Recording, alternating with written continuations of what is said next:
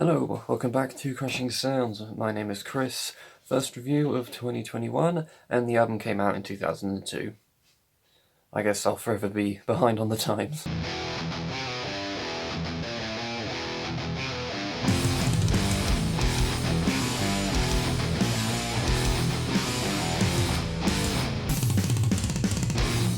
So if you follow us on our Instagram page, shameless plug, you'll know that I was planning to do a marathon of a certain artist discography. I neglected to reveal who that was at the time, but of course you've read the title. Here we are at the start of the Mastodon album marathon.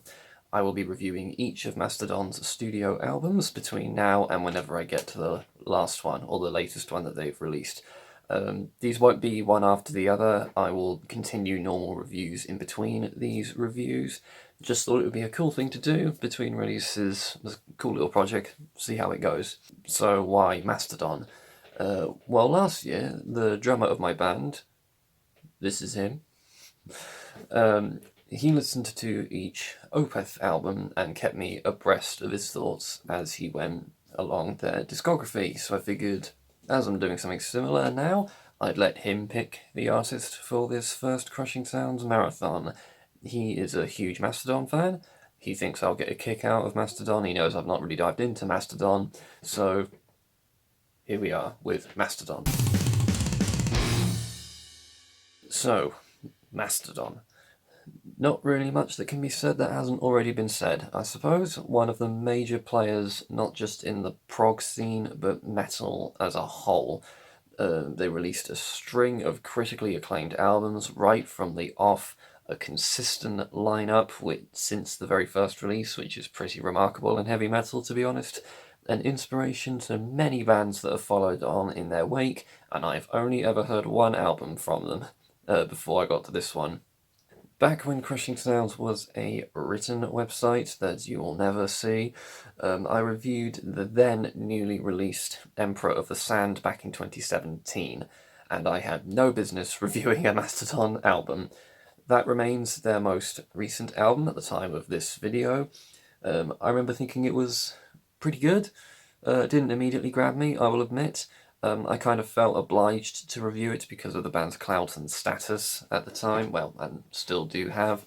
As I understand, the album was somewhat split in the fan base, I think, but I'm jumping way ahead here. I will be reviewing Emperor of the Sand when I get to that point, but for now, we're going back to the beginning. Well, not the whole beginning, I suppose. Mastodon's first official release, as far as I'm aware, was the 2001 EP called Lifesteal.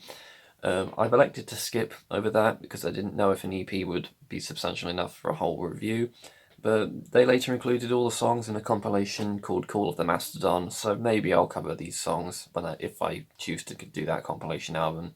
But regardless, we are starting today with Mastodon's first studio album, Remission. I am well aware, based just on hearing about this album through reputation, that this album sounds nothing like what Mastodon would eventually come to sound like. When I think Mastodon, I think the prog stuff, such as Oblivion, Motherload, that kind of thing. Although, as I'm sure you're all aware, Remission is more of a heavy as fuck sludge album that punches you in the face. Whether I'm correct or not on the notion that this is a true sludge album, I have no idea. I know very little about sludge. The closest I've come to it is with Acid Bath, whose two albums I fucking love.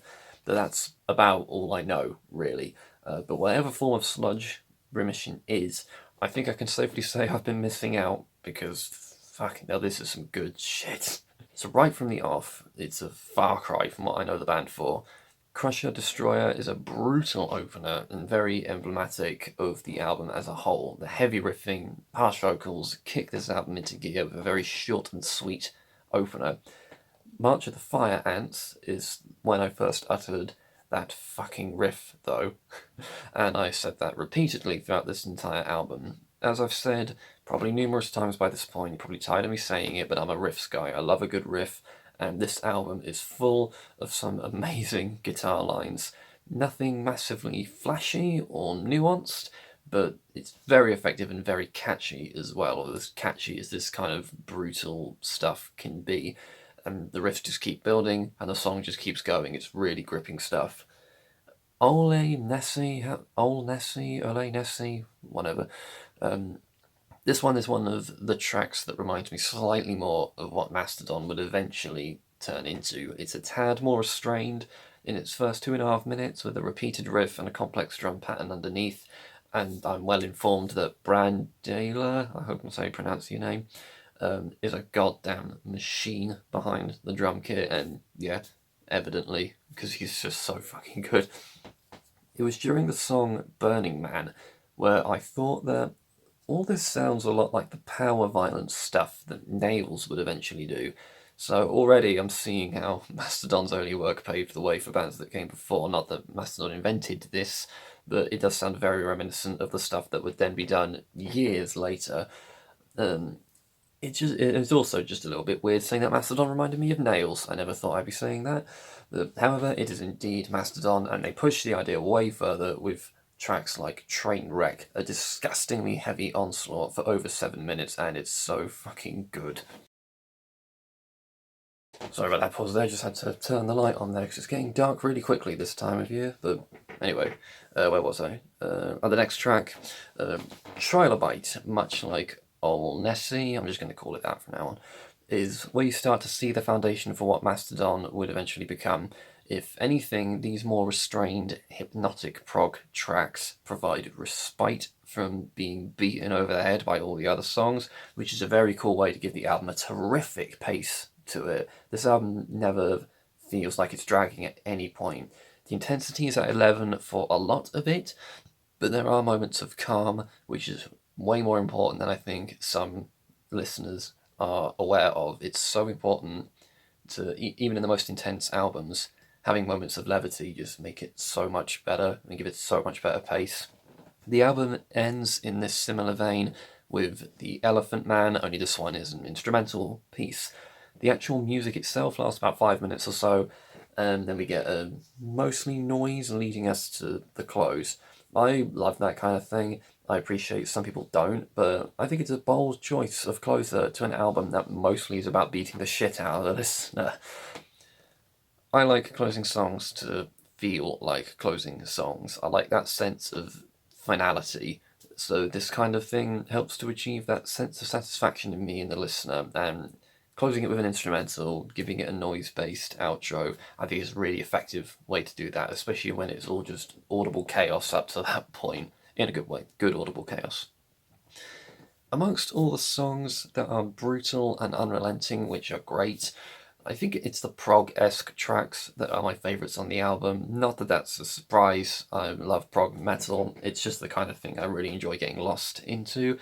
That's not, however, to put down the rest of the tracks. The unrelenting force in this album is so powerful and so entertaining. Had I not heard from people ahead of time that this is what early Mastodon sounded like, this album would have been a massive shock. It's very aggressive compared to everything that would come later. So if you're like me, and all you know of Mastodon is the more restrained prog rock kind of thing, this album is going to give you a real kick up the arse, I'll tell you what.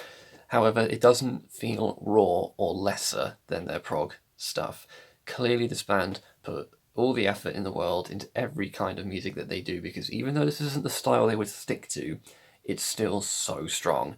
It's such a tight and powerful first album, and on a level most bands don't reach until their second or third album. Granted, I haven't heard their EP yet, so if they did have an unrefined beginning, it's likely going to be there and not here, I wouldn't know. Despite that though, this is one hell of a debut album, and I'm not surprised it received massive critical acclaim when it came out.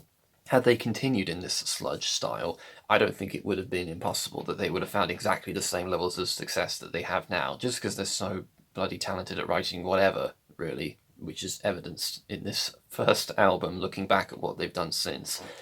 Of course, though, this doesn't last. Unless I'm mistaken, their second album, Leviathan, keeps this intense heaviness to a degree, so I'm looking forward to more of that. I'm also interested to see how this heaviness, how this edge decreases over time, or if it just goes away one day, like Opeth did, who knows. By the way, this is a damn good start to this marathon. This is going to be good, I can tell. So next time, I'm looking at Leviathan.